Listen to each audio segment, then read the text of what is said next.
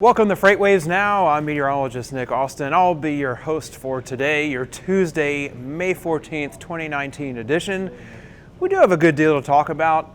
We'll go through a little bit of weather in a few parts of the country that could see some drivers being slowed down by some significant weather. And Donny Gilbert, he'll be here to talk about national freight volumes, also talk about what's going on in the reefer markets, and focusing a little bit on what's going on specifically in the Phoenix market. First, we'll talk about weather real quick.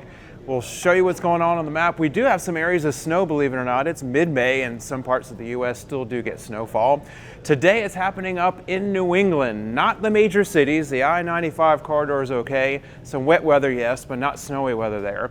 But we do have snowfall across portions of upstate New York, portions of northern Vermont, but the most snow is going to fall in northern New Hampshire and up into parts of western Maine. Some areas in the highest elevations could get up to a foot of snow through the end of the day and into this evening. A few windy spots here and there, even some of the valleys getting in on the action with possibly up to a couple inches, maybe 3 inches of snowfall. So that'll be out of here tonight.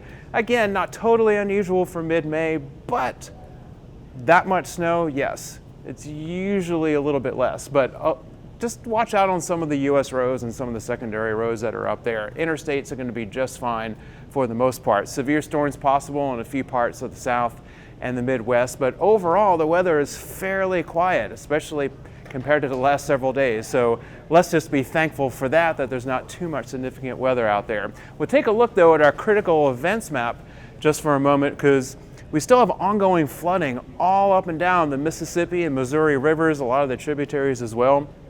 And specifically in the St. Louis market, we still have at least some problems with some of the rails on the Union Pacific Railroad, BNSF as well. Across the Midwest region still have some rails and subdivisions that are out of service or at least being watched very closely for the potential of flooding getting worse. This is just in the St. Louis area. Down near the Houston area, around Port Arthur, there have also been problems. That's because of ongoing flooding from the Midwest that has been flowing downstream towards the Gulf Coast, but also because of flash flooding, temporary flash flooding that happened last weekend from severe storms in the Port Arthur and Houston areas. So there's still issues going on with ports, possibly with some of the freight just a little bit slower getting in and out of the ports, Houston and St. Louis, and through some of the rails. So that's going to be an ongoing problem for a while. There's been a very, very wet spring across the Midwest, and a lot of that has been flowing downstream to the Gulf Coast. So that's the weather that's happening right now for today and into tonight. Now we will go over to Donny Gilbert, and we're going to start with talking about national freight volume. So, good afternoon, Nick. How are you doing today? I'm doing great. So what do you see happening right now? Well, so far the last couple of days we've seen some downward trends in the national volumes. So between yesterday and today, we saw the national volumes drop almost 1.5%. So that's not particularly good. We saw it trending up for the first part of May, and then these last few days we've seen the volumes come down. Our tender rejections have been fairly flat in the 4% range and have kind of trended up a little bit, but they have not dropped down just yet. So we're hoping that they will, start trending up as well. Now we're crossing into the latter half of May. So we're getting close to the Memorial Day weekend. So as we get on into May, we should start seeing volumes pick up, and we'll probably see the O-Tri pick up a little bit as well, because as we get towards holidays, you'll see tender rejections start to pick up as carriers reject their freight for finding better options. So, and of course, they're trying to get as much out there before the holiday, because it'll be drivers will probably be off the roads. Yeah, it'll be the end of the month and a holiday, so that's really going to bring rates up. Volumes you're going to pick up to get the freight off the docks by the end of the month, and you have the Memorial Day weekend kicking in. So it's going to be a big holiday for celebration as well. So we're looking forward to that. Hopefully that'll kind of start things in the proper direction. Hope so. Yeah. Let's check out our reefer tender rejection map, though. One of my favorite maps, as I've said multiple times. Yes. So here in Florida, last week we saw Miami and Lakeland kind of pick up a little bit, but that was a lot of flowers being shipped in for Mother's Day. So those have kind of cooled back down. There are 5-6% rejection rates in Lakeland and the Miami markets. Jacksonville's cooled down. It's down to a 20% rejection rate, but it's still a pretty healthy rejection rate. And the Savannah's cooled down to about 25%. They were 25 and 35% in those markets. So they've cool down, but these are still really good markets to run your reefers into, and these are probably some of the best markets besides your poultry markets. We've seen Arkansas start to heat up Yeah, here. that's real dark blue. Yes, Yeah. these are 35 and 40% rejection rates, and this is a lot of your poultry region.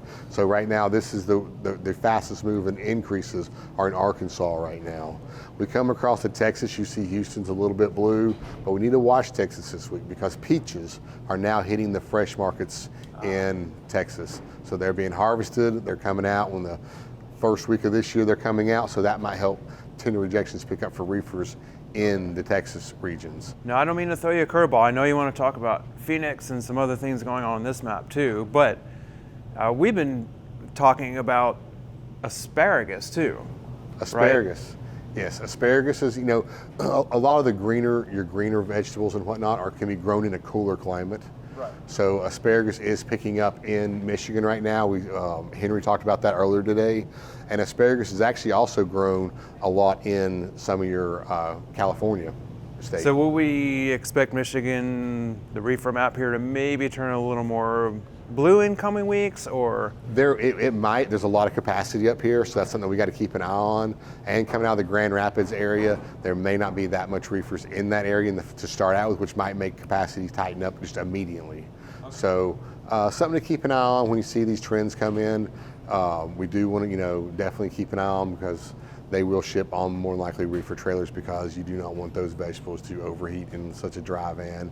And yeah, soggy asparagus is not good. No, it's not. I didn't mean to throw you that curveball there, but it's fine. Continue. Anyway, getting on over here to Phoenix, Arizona. This has picked up to a 10% rejection rate. If you look at Phoenix historically, this is the time of year that they start to take off. So we've got a little bit of blue in at 10%. And this time of year, when we bring up our next map here, we will see that historically right here, you'll see the volume start to pick up and the tender rejections to pick up around the middle of May, which is where we're at now. So this is a market to watch. Last year was an epic year. So I hate comparing to years before, but this does tell us that this is the time of year that it might take off. So we need to watch the year before for trends, and then we'll look at this year as well. So we see it starting to turn blue, and we come and look at what's going on with this year, and we see a slight uptick in our volumes starting already, and we see a little bit of the tender reefer rejection starting to pick up a little bit. So this is where people need to look and say, hey, watch out for this market. And over the next coming days, definitely keep your eye on it, and your rates you need to watch to make sure that they're still going to be in balance, because as these produce season starts taking off, rates are going to start jumping up.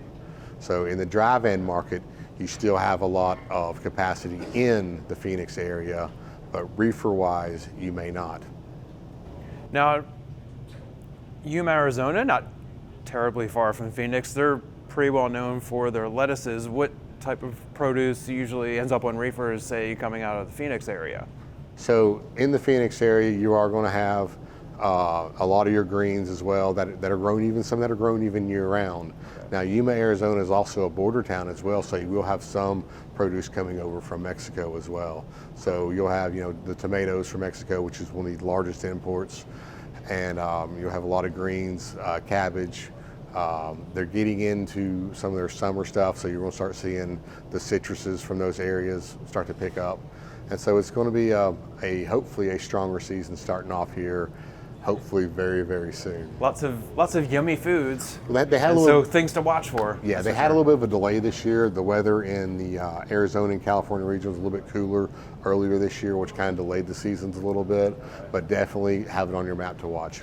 Yeah, some parts of the Southwest had a lot of rain during the winter too, a lot more than normal, so that delayed things a bit too. Donnie, thanks a lot. Thank you, sir. We appreciate it. A lot of things to just kind of keep an eye on. We appreciate you joining us today. We hope to see you for tomorrow's edition of FreightWaves Now.